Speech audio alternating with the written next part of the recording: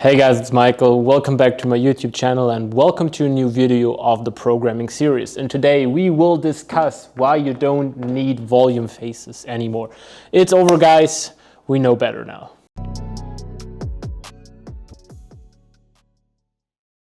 Let's start with an important disclaimer. Just because there are better ways than having volume phases followed by strength phases followed by peaking phases doesn't mean it does not work. So it definitely works and it has its place. There are just better ways out there and we have more information now, we have more evidence now, and I just want to introduce you why it's just not needed to do those volume phases anymore and what are more modern, better approaches to solve this issue. Maybe let's start where this idea comes from, with having helpful volume phases and creating a volume foundation.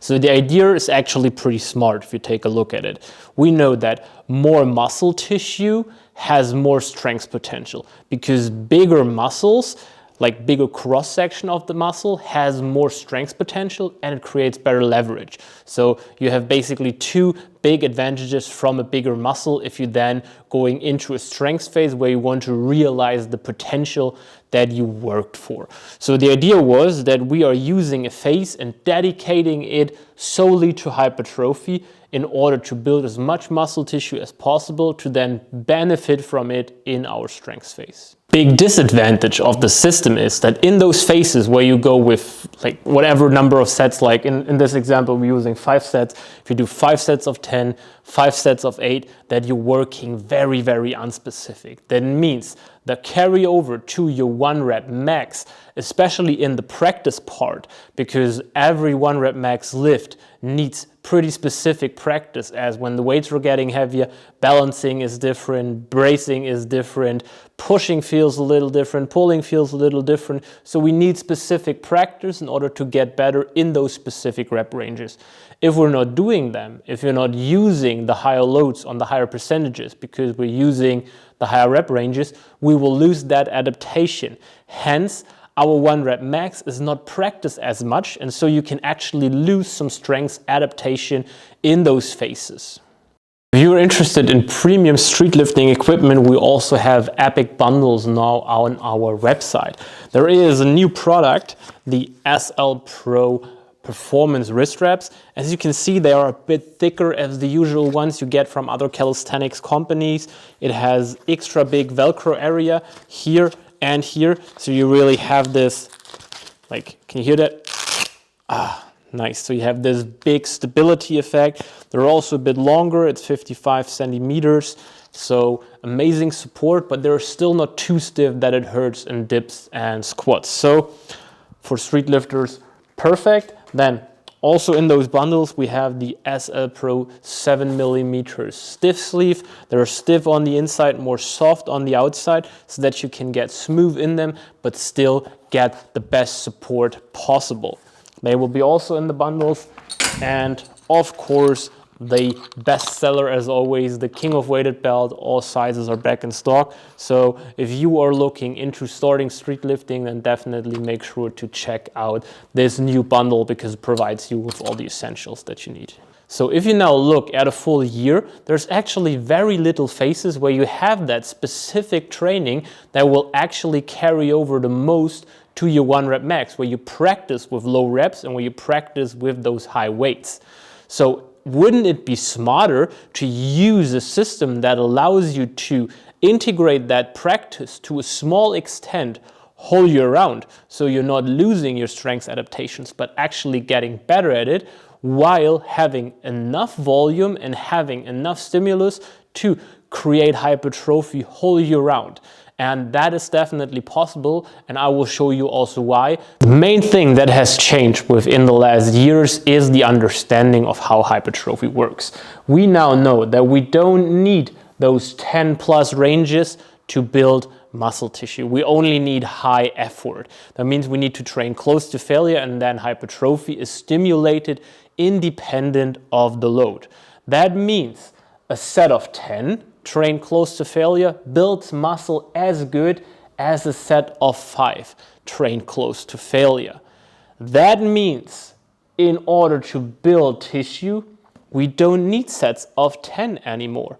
We can do that with sets of 9, 8, 7, 6, and 5 as good as we can do that with a set of 10. Now you can argue, hey, I'm using those sets of 10 in order to not need to train that heavy whole year round, because if I train a lot super heavy, I get injured, my tendons get overload.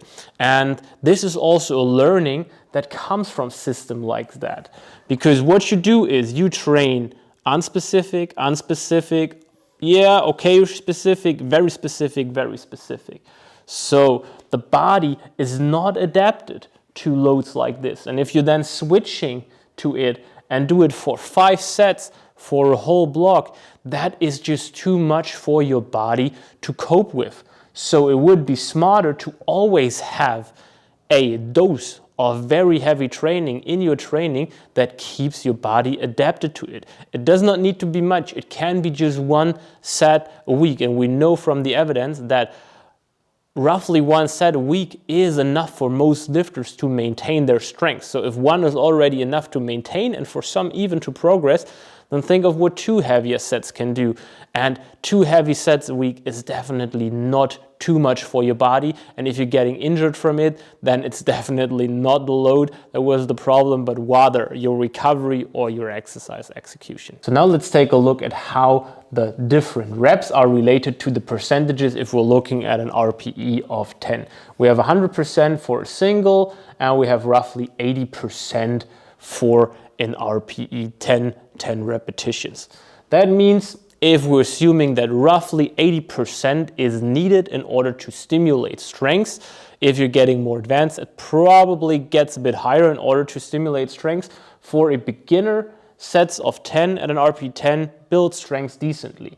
If you're getting more and more advanced, the field of what really stimulates strength for you gets higher because you're getting more advanced, and we're moving more to that 85% thing. We are already at the 6 to 7 range at an RPE 10 that we need in order to stimulate strength. If you're even more advanced and you need more those 90 upwards percentages, we are in the 1 to 5 rep range that we need to actually stimulate more strength. And that is on an RPE 10. And we now know that we don't want to train an RPE 10 most of the time, because that gives not comparably more stimulus, but comparably more fatigue. So the sweet spot is usually somewhat that RPE 6 to 8 range that we want to spend most of the time in when we're training for strength.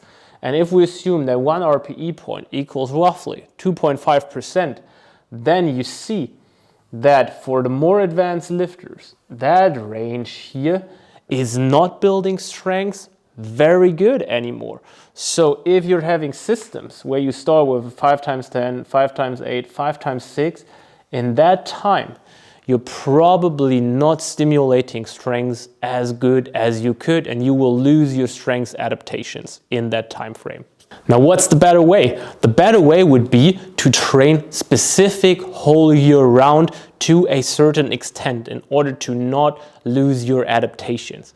And that could be done with a pretty easy change from straight sets to top and back off sets. If you don't want to work too heavy because you're just coming from a competition and you need a bit of time of those higher loads, it could look like that you do a top set at 5 repetitions and back off sets with 4 sets of 6, if we're sticking with that 5 reps examples. Sets of 5 will build very good muscle. If you have it on lower RPEs and it does not accumulate so much effective reps, then this will definitely do. So it builds muscle exactly as good as that system. Here we're then moving to a 5 times 8. Here again, 1 times 5, 4 times 6. We're stimulating strength, we're stimulating hypertrophy exactly as this. So this will be same hypertrophy, but it will be inferior in regards of strength. So here, that's a win on that side.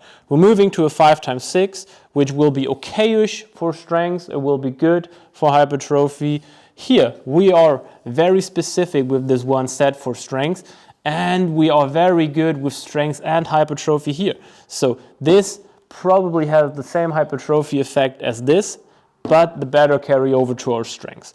Then here we're moving to very specific training, 5x4. We might lose a bit of effective reps here because the rep range is pretty low. Here, very specific strength training, and we can keep the back offs a bit higher, and we're still stimulating strength and hypertrophy. So that side wins. And then when we look at somewhat like a peaking, a 5x2 here, then there is very little hypertrophy stimulus here because very little effective reps and a lot of fatigue coming into the system.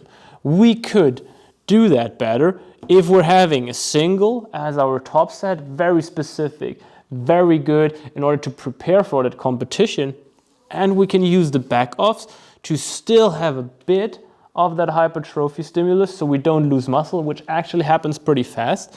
And at the same time, it allows us to not need to work that super heavy the whole time, and so not accumulating maybe that much fatigue in our passive structures. So as you see, by just splitting up rep ranges and dosing specific training followed by semi-specific training in order to accumulate enough volume in practice, but still being strength and hypertrophy specific, is just far superior than using those old school approaches, because it keeps you prepared whole year round, you don't lose your strength adaptations, and you still build muscle tissue. Very nice. If you are interested in building systems like that and knowing, okay, when do I do this? When do I maybe benefit from doing something like this? Do I do a system like that every day, just on my primary day? What actually is a primary day? Then you should definitely check out my strengths programming course.